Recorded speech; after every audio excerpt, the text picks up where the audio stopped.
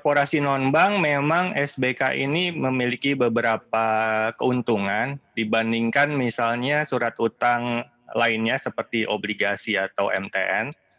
Pertama tentunya dari sisi kebutuhan pendanaan mereka.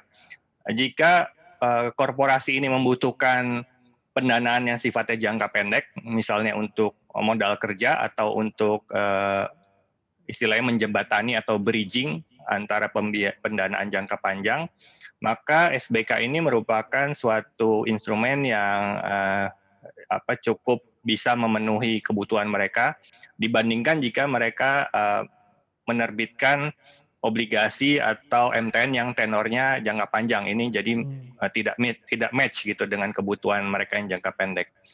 Lalu mungkin dari sisi karena tenornya jangka pendek, maka biasanya itu ada korelasi positif dengan tingkat bunga. Jadi semakin pendek tenor, umumnya tingkat bunga juga semakin rendah. Jika tingkat bunga rendah, tentu bagi korporasi atau bagi penerbit ini bisa meringankan beban bunga mereka. Dan yang ketiga, dibandingkan dengan surat utang lainnya, proses penerbitan SBK ini umumnya lebih cepat daripada penerbitan misalnya obligasi atau MTN, karena memang tenornya pendek, jadi memang diharuskan bisa proses penerbitannya bisa lebih cepat. Dengan demikian bagi korporasi, maka mereka akan juga lebih cepat menerima dana dari hasil penerbitan tersebut. Baik, mengingat sifatnya sebagai bridging juga dan ini bisa jadi harus kita perhatikan jangkanya pendek tetapi lebih cepat. Akankah penerbitan SBK ini semakin panjang kalau kita kaitkan dengan situasi eksepsional seperti pandemi? Akankah nanti akan semakin marak ke depan-depannya? Pandangan Pevindo pertama, soal kondisi likuiditas korporasi di saat pandemi ini seperti apa sih Pak? Dan juga di tengah resiko-resiko yang harus ditanggung ketika kita masuk ke resesi. Akankah ini encourage mereka semakin banyak menerbitkan SBK?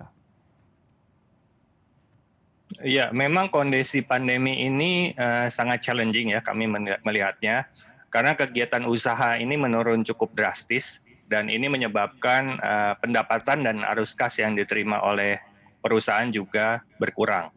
Sebenarnya di sisi lain, kebutuhan untuk melakukan ekspansi yang mana itu perlu pendanaan juga tidak sebesar dibandingkan dengan masa-masa sebelum pandemi. Tapi bagi perusahaan, mereka umumnya tetap membutuhkan pendanaan yang sifatnya jangka pendek, baik untuk modal kerja atau juga untuk melunasi kewajiban keuangan yang akan jatuh tempo, misalnya seperti utang bank atau dari penerbitan surat utang. Jika tentunya sumber dana dari kegiatan usaha mereka tidak mencukupi, karena tadi seperti yang dijelaskan kegiatan usaha juga menurun. Jadi memang salah satu potensi pendanaan eksternal tersebut adalah dengan melakukan penerbitan surat berharga komersial ini. Menurut Anda cukup relevankah dengan situasi saat ini? Apakah SBK juga cukup memberikan daya tarik tersendiri? Daya tarik SBK bagi para investor di tengah mereka sangat-sangat hold, wait and see, menunggu keadaan perkembangannya seperti apa? Seperti apa sih Pak Indro Utomo keberadaan dari SBK ini?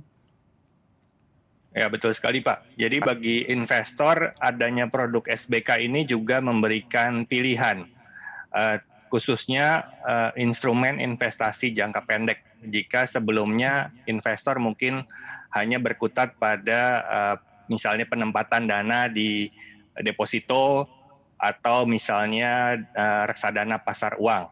Nah, sekarang mereka juga ada pilihan lain, yaitu dengan membeli surat berharga komersial yang diterbitkan oleh korporasi. Dari sisi imbal hasil, SBK juga seharusnya cukup kompetitif ya dibandingkan dengan alternatif investasi yang tadi saya sebutkan. Dan dari sisi risiko kredit juga cukup terukur seharusnya.